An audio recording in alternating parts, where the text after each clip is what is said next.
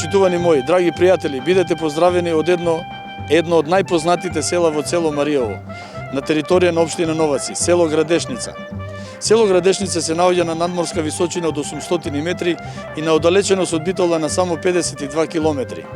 Атарот на селото е мощно и голем, зафаќа простор од 80 на километри квадратни, обработлива почва, шуми, пасишта и ливади. Најпознато е селото по многу занаети. Во тоа време имало гатари за бичкање на обла граѓа, во тоа време имало 15 воденици и најпознато е што имало маслара за правење на масло од афион. Мое село, село Градешница. Добро утро.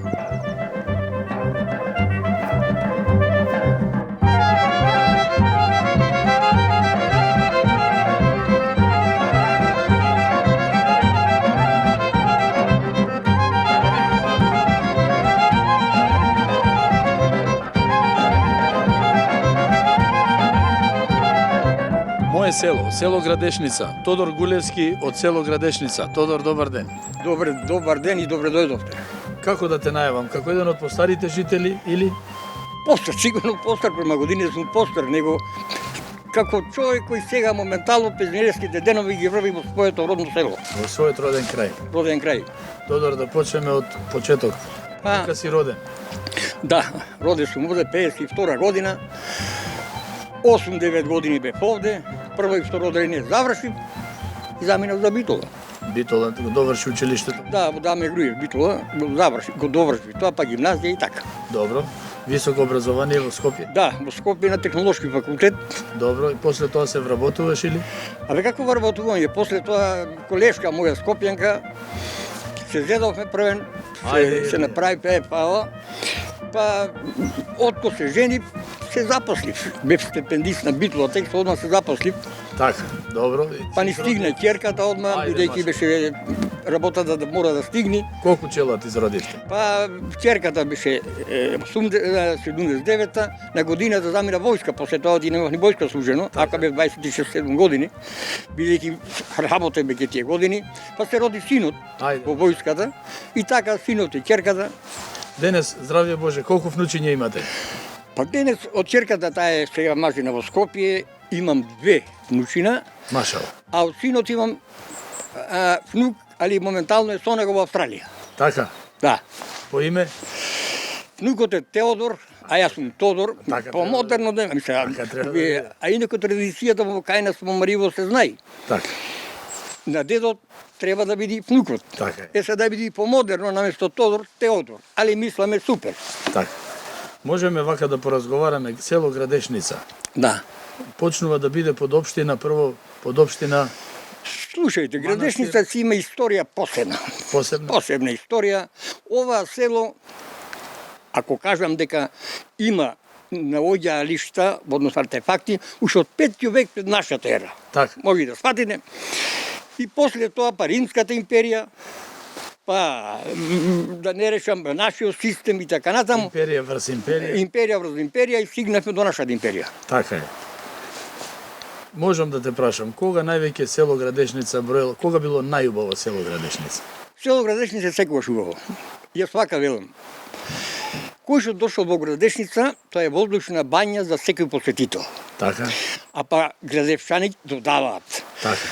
Господ кога по земјата давал убавини, во Градешница сегде по малце, ама во Градешница седал. Така. Така да едно од најубавите села, не дека ми е родно село, така. Едно од најубавите села природните убавини што ги има. Добро. Да те прашам, навистина е преубаво местото. Очекуваме во иднина да има убава и богата иднина овој крај? Слушајте, јас оваа куќа ја правев 84-та година. Да. Со идеја, бидејќи тогаш бев некој технички директор, бев во Германија 7-8 дена, па еден мој германец Гер Штерн, во Тајфингер, наместо да спијам во хотел, поедов кај во неговата куќа, 6-7 дена. Так. И седејќи навечер на балконот негов и гледајќи како уживаат 60 километри далеко од градот, во една ваква природа, ми се роди идеја за куќа. Се врати во Битола, татко ми работеше во Битолатекс, да. А јас ќе тоа заминат во трикотажата Пелистри, му велам, тато ќе правиме куќа во Маријово наше. Абре, синко, од кога најнеш таа идеја? Не, му велам, ловджија сум, да не одам кај тетке и да спијам, куќа ќе правиме. И така е идејата за куќа. И што е интересно, бидејќи тоа се луѓето се доиселуваја. Да. А јас сум блокови, куќа да правам. И градешчани мои билат, море, овој, изгледа има многу пари како директор, или па малце да не заминат. Така. Малце и на посмех го тера. Па на после ме тера работата. Ама гледај кој е Господ денеска излезе. Па знаете што, јас че тогаш таа визија не беше случајна. Сакав да направам ова куќа, оти првиот повратник назад со ова куќа, али после мене што се дешава? Па едно овде комшијата направи се, ако нема ништо со Мариво, Ловбија направи прекрасна куќа, па брашчет ми овде до мене одмаше овој, па и тој направи куќа, па е професор и тој брашчет на економскиот факултет, и тој направи куќа. И лека полека се направија неколку куќи. Имаме доста повратници, така? Знаете што е интересно? Јас се чудам, мислев дека едно време се разошла пред 10 години, дека нема ова село да се поврати. Да заживе. Ама чудна работа ја последни 10 години, 7-8 куќи нови се направија. Така е. Скроз нови. Да не речам, огромни пари се дадоја, и тоа Луи еден мој добар пријател, покрај овој што е комшијата од Битола, што нема ништо со Градешница, направил Милина куќа, еден од Скопје, а направи куќа, сега иди оттаму, жена му е од Градешница, Да. иди секоја сабота, има повратници од Шведска. Една моја пријателка, таја направи куќа, па имам пријател од Норвешка, и тој, така да 7-8 нови куќи се направија, што сум премногу изненаден. Так. Премногу изненаден. Вака би те запрашал. Кога било селото најако со жители? Кои се тие години? 50-тите, 60-тите? Слушајте. Ова село, од секој било најголемо село во овој регион, Мариовскиот регион. Битолскиот посебно. Така да, по дефтерите, турските дефтери, ако гледаме, Добро. уште 5900 година ова село било доста јако. Али по попис во 1905 година, имам најдено јас по катастарот, ова село броело 1200 жители во 180 куќи. И што е интересно, тоа се попис во години луѓе. А интересно е што наталитетот во селото, Мариовците немале што да прават, сточари, рано легници, струја немале, ќе си легнат, секој летенци и детенци. Имало фамилии по 5, 10, 15, дури и 2-3 фамилии по 20 деца. Во една куќа. Така да наталитетот бил огромен. Огромен. И тогаш е најголемиот врв на 1200 жители во таа 1905 година. Денеска, Стреко, би те запрашал. Денеска, колку жители има што тука живеат? Тоа, кај најдовте тоа да не праже. Сад тоа ќе ви кажам. Тоа е многу малце, така? Бидејќи бе тука такво на последниот попис во 2011 година, што се направи се во Македонија, 35 жители има. А јас сега мислам овие 2, 3, 5 години, ако решам 20, тука се негде. Добро. Али, да кажам, преку летниот период има многу. Сите куќите си обновија, идат, сад овој воздух, ова природа е... Добро, и ако не може тука да живеат ностоп, сепак се тие тука присадни. Така да не би рекол дека се сам... Добро, тие 20 што живеат. Слушајте, тие што живеат, постојано живеат. Се постари луѓе, има и неколку помлади што живеат, али другите се чисто туристи, да речам, кои куќите си обновија и идат. Па штета човек да не оди бе на ова природа да... Па еве, нели збориме дека во иднина може овој крај да заживее со тој селски туризам, со тој... Па слушајте, јас за тоа стално велам дека Македонија, опстанокот на Македонија, не на Градешница. Така? Опстанокот на Македонија треба да го гледаме, од народот денес не му се работи. Земјоделие, овцарство, говедарство не му се работи. Ние сега треба, ова е земја што такви природно богатство има во природата, да се и се што. И ќе ви кажам неколку примери кои има гости од Холандија што предлог ми дадоа. Така да штета е за мене ако сите вакви села. Добро. И дури рекол дека општина Старамина, ако го прогласи Градешница како пилот програма за развој на еко-рурален туризам, и да пробаме што значи тоа, мислам, изгледот на нашата држава е преку тај туризам. Од сегде го имаме, не само кај Макчалан. Пелистер, Галичица, сите села. Штета е да не се развијат преку тој селско-рурален алтернативен туризам. Апсолутно си во право. Стрико, ќе се дружиме денеска. Да, ќе се дружиме сигурно. Сакам, кога што знам и умеам, ни селото, да ви кажам, културата наш и нашата историја. За сега ти благодарам. Благодарам и вас што дојдовте да ме посетите. Така е.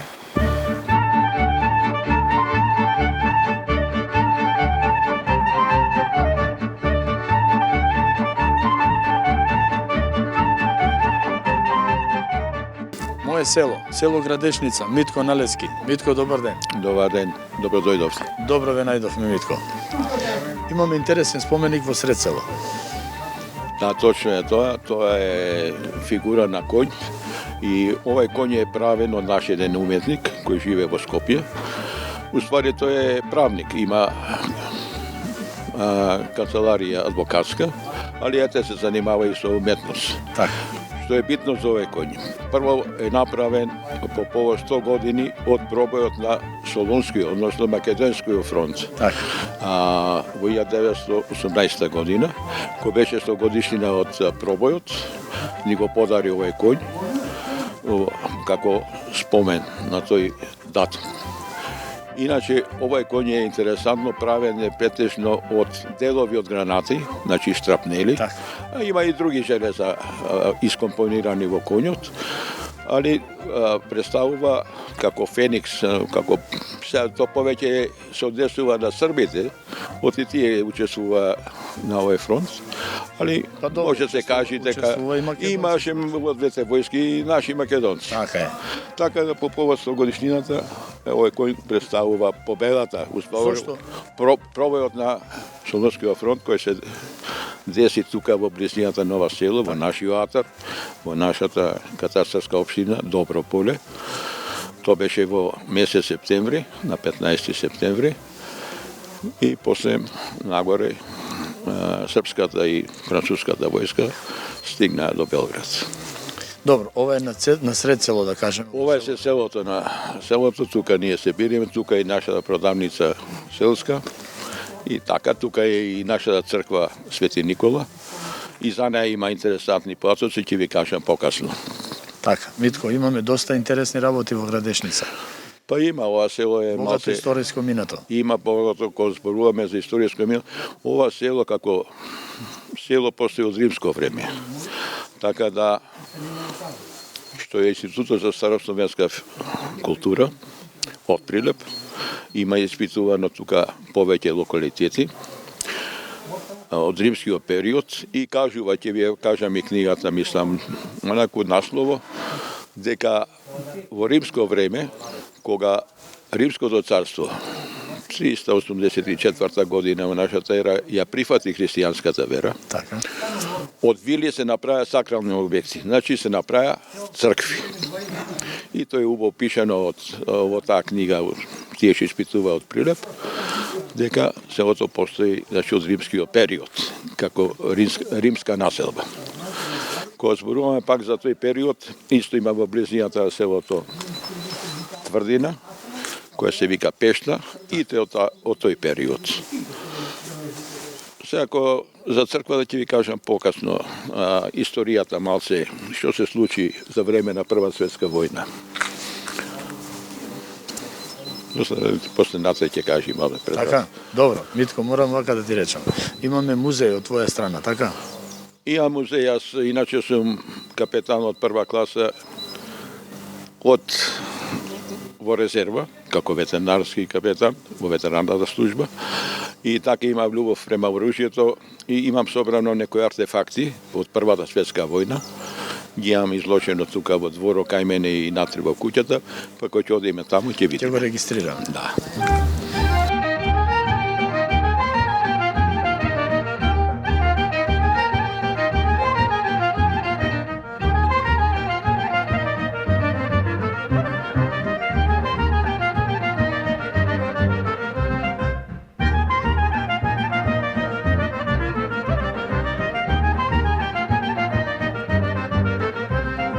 Митко, се наоѓаме пред црквата Свети Никола во село Градешница.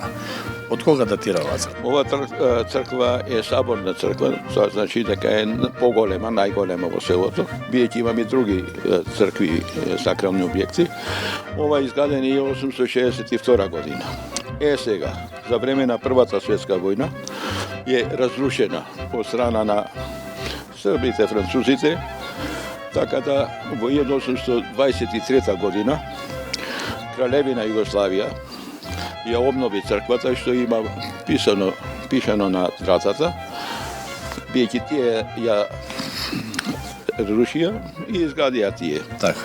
Иначе фрескописана, покажу, попишанијата таму, ќе видиме тоа пишува, дека 27 година е фрескописана. Овие фреските се интересантни, биејќи на зидот е представена целата Библија.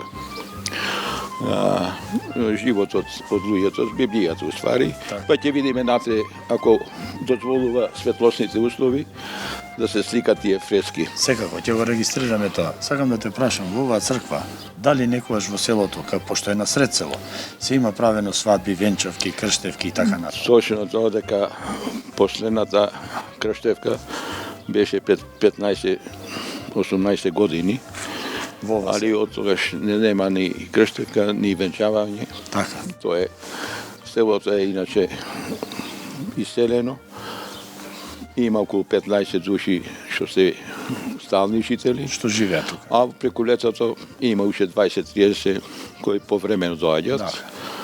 Така, тоа е. Да, можеме да речеме вака, пошто селото има тенденција, еве вака вие одборот да речам во селото имате направена една програма, дека утре можеме да развиеме селски туризам, да развиеме екотуризам, да развиеме доста работи во овој дел. Што би рекол за тој дел? Па бе, јас од 2004-2005 година изградив и обновив уствари куќата на истите темели од дедо ми. Направена така за, речиме, рурален туризам, 2 одај, по 2 кревети, измеѓу купатило, али тешка работа, тоа не верам дека ќе доаѓат луѓе онакво. Тие доаѓаат во селото, еднодневна посета и си бегаат. Треба да има капацитет поголем, така да ако дој група на онакво, тие сакат да спијат на едно место и да се дружат. А ние двајца кај мене, двајца во другите куќи, тоа не верувам дека ќе има некој успех. Би рекол вака, вашата генерација стигна до негдека. Се надеваме дека утре други помлади генерации ќе продолжат оваа работа. Тешка е работата.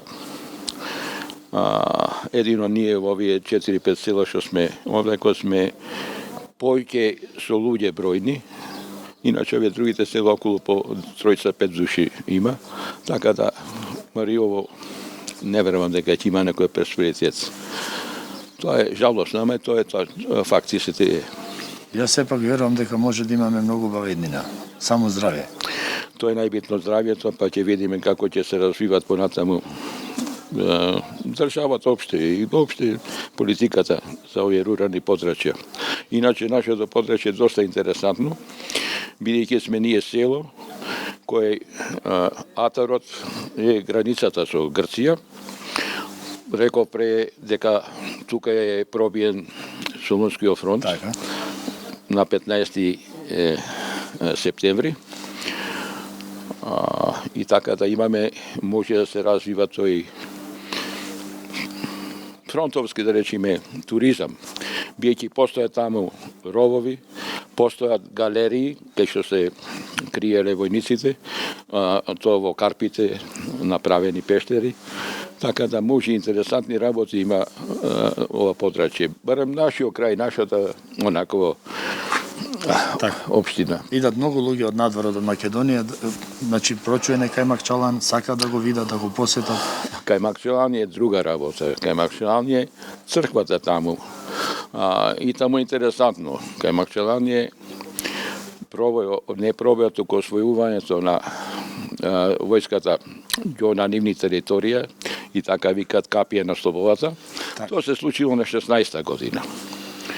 Освојувањето на кај Макчалан. Тоа е уствари врвот на Ниче планина. Интересантно е дека во тие битки, биејќи пред тоа постоеше Горничката битка од другата страна, во денешна Грција, после кај Макчалан, србите изгубија околу 4.500 војници, а бугарите околу 5.000. Значи тоа била касапана. Тоа во изгубените, тоа не значи дека сите се убиени, туку се некои дезертирале, некои избегале, значи многу голем покол се направи таму. И од 16 година се формира фронтот, 2 години беше стациониран, тек после со пробојот тука на Добро поле се назираше крајот на првата војна. И таму на 1 ноември е капитулација на Бугарија. На 15 ноември примиријето, првата војна Бугарија капитулира и потпиша на примиријето. Добар час по историја. Беше од... Ајде да ги погледнеме и Ајде да видим.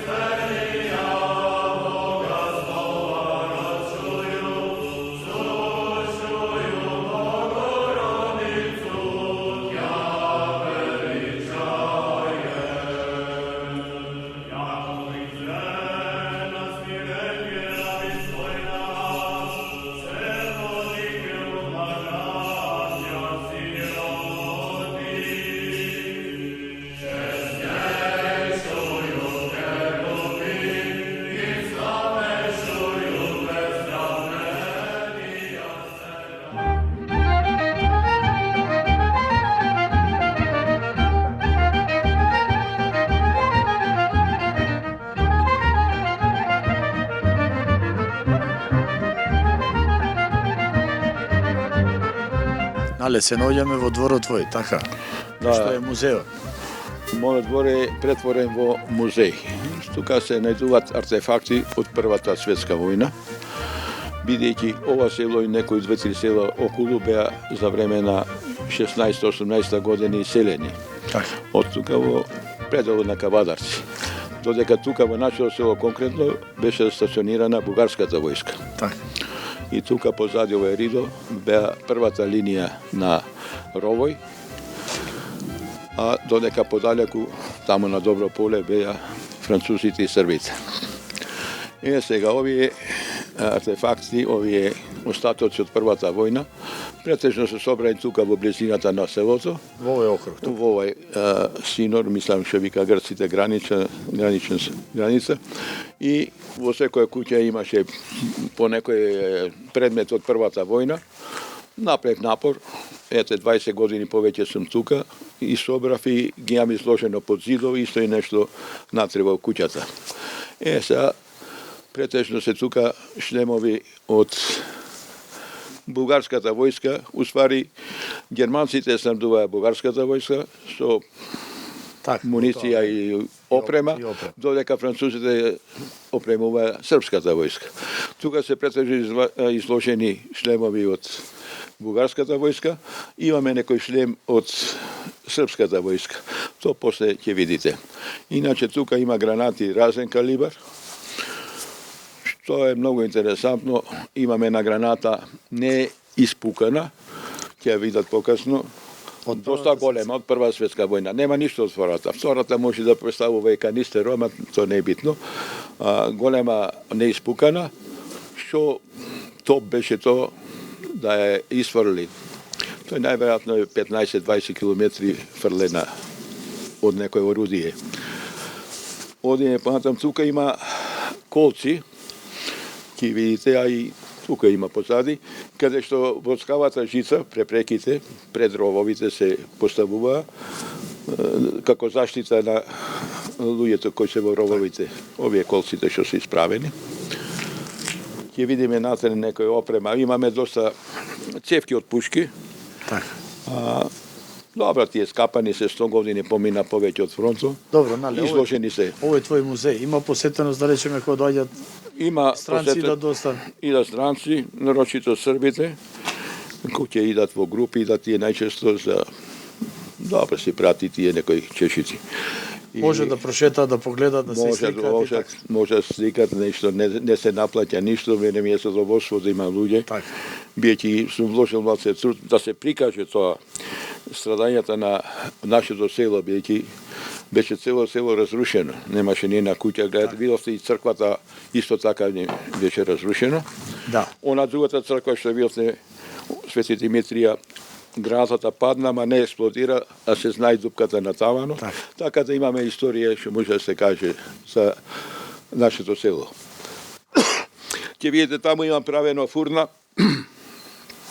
за печење на леп, али е покриена со тенеќиња, со ламарини од првата војна.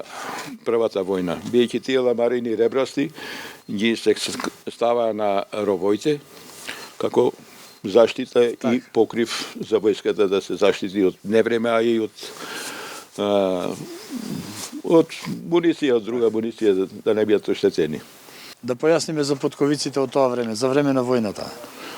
Порека, како превозно средство, за време на Прва светска војна представуваше најчесто коњите. Коњите, така.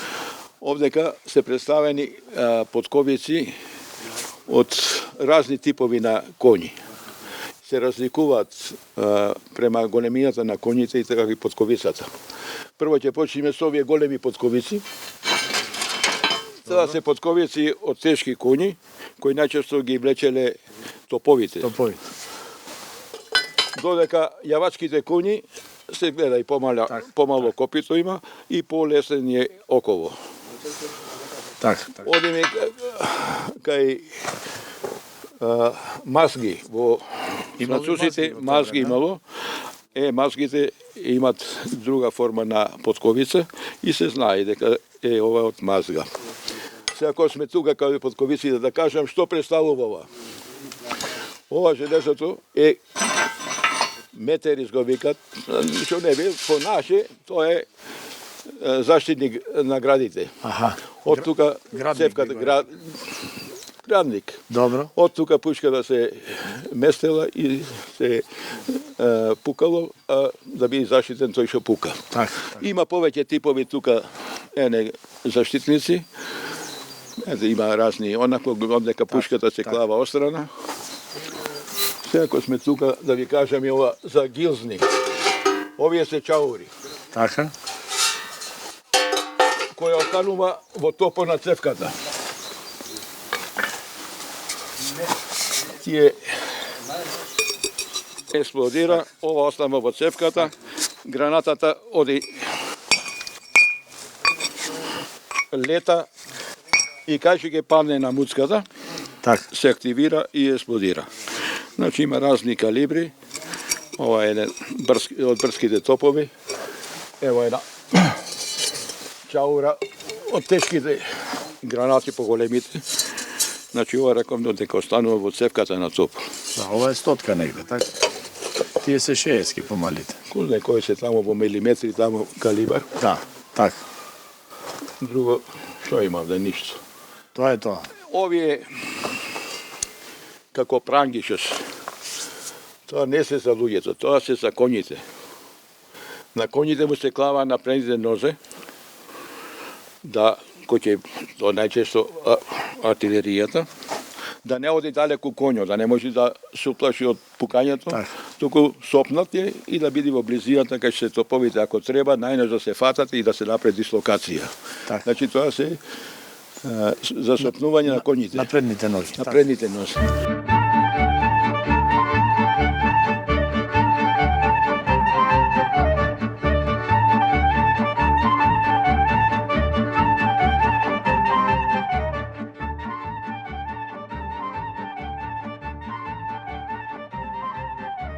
Не може да збориме за Мариево, а да не ја споменеме Кале Шања, која во тоа време имала брат Ангеле и бил одведен од јаничарите во Надолија. Подоцна се враќа како Арслан Паша во Мариево. Тврдината Пешта, најголемата значајност ја стекнува со Мариовската буна од 1564 година против Прилепскиот кадија. Низ село Градешница поминува река Градешница која извира од планината Козјак, а се влива во Црна река. Селото е поделено на 3 мала – горно, долно и средно мало. Навистина стари градби, многу убави куќи изградени од камен. Мое село. Останете со добро здравје, се гледаме во вториот дел.